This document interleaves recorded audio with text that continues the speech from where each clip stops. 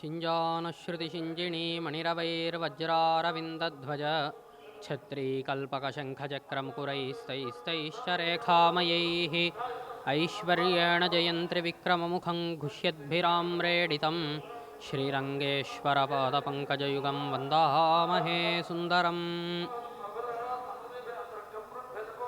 మన సింహపురి పట్టణంలో వేంచేసి ఉన్నటువంటి శ్రీ తల్పగిరి రంగనాథ స్వామి దేవస్థానాన్ని ఇప్పుడు దర్శించుకుంటున్నాము. ఈ క్షేత్రానికి తల్పగిరి అని పేరు. దీనికి మూలమైనటువంటి పురాణము స్కాంద పురాణంలో ఈ క్షేత్రం యొక్క మాహాత్మ్యం అతి విశేషంగా చెప్పబడి ఉన్నది. అందులో ఇక్కడ స్వామివారి ఆజ్ఞ మేరకు ఆదిశేషుడు పెద్ద పర్వతంగా వెలసి ఆ పర్వతం రోజురోజుకి కూడా పెరిగి సత్యతపోలోకాది పర్యంతం కూడా పెరిగిపోయింది. అప్పుడు ఇక్కడ ఉండేటువంటి జనులంతా కూడా వారి యొక్క కర్మాది అనుష్ఠానాలనంతా కూడా వదిలివేసి ఆ పర్వతాన్ని అధిరోహించి స్వర్గాది లోకాలకు వెళుతూ ఉన్నారు. అప్పుడు దేవతలంతా వెళ్ళి స్వామిని ప్రార్థించగా వారి ప్రార్థన మేరకు స్వామి ఈ క్షేత్రంలో గరుడ వాహనారూఢుడై ఆవిర్భవించి పర్వత రూపంలో ఉన్న ఆదిశేషుడిని పాతాళంలోకి అణచివేశారు. అప్పుడు ఆదిశేషుడు పత్నీపుత్ర పరివార సమేతంగా వచ్చి స్వామిని స్తోత్రం చేయగా ఆ స్తోత్రం చేత సంతుష్టుడైనటువంటి స్వామి ఆదిశేషుడికి వరమిచ్చారు. అప్పుడు ఆదిశేషుడు స్వామిని ఈ క్షేత్రంలోనే శయనించి ఉండవలసినదిగా వరం కోరగా ఆ వరమిచ్చి అంతర్ధానమయ్యారు.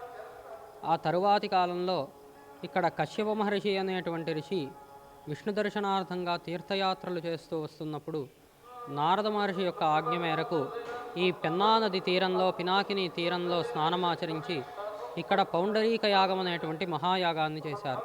ఆ యాగంలో 11వ రోజు ఫాల్గుణ శుద్ధ పౌర్ణమి పర్వదినంలో స్వామి ఆ అగ్నికుండంలోంచి కశ్యప మహర్షికి ఇక్కడ ప్రత్యక్షమయ్యారు. అప్పుడు కశ్యప మహర్షి కూడా ఈ క్షేత్రంలో వేంచేసి ఉండవలసినదిగా వరం కోరగా 2 వరాలని కూడా పురస్కరించుకుని స్వామి ఇక్కడ శయనించి ఉన్నారు. తల్పము అంటే పడక అని అర్థం. స్వామివారి యొక్క పడకైనటువంటి ఆదిశేషుడే ఈ క్షేత్రంలో పర్వతంగా వెలసినందువలన తల్పగిరి అని ఈ క్షేత్రానికి పేరు ఏర్పడింది.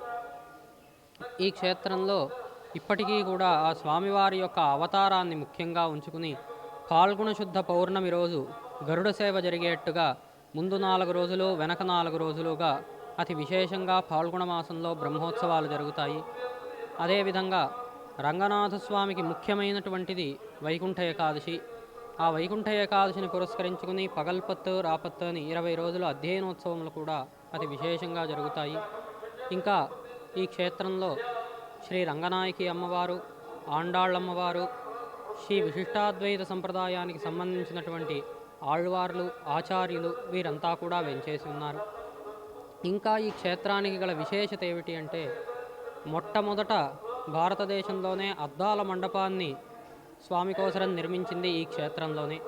ముందుగా ఈ క్షేత్రంలో అద్దాల మండపం నిర్మించాక దీన్ని చూసే ఎన్నో దివ్యదేశాల్లో అంతా కూడా ఈ అద్దాల మండపం అనేటువంటిది ఏర్పరచబడింది.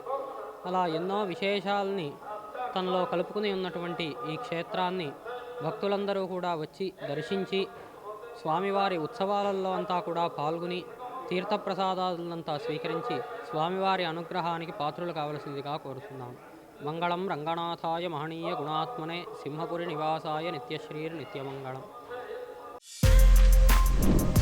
For more videos like this, subscribe Big TV channel.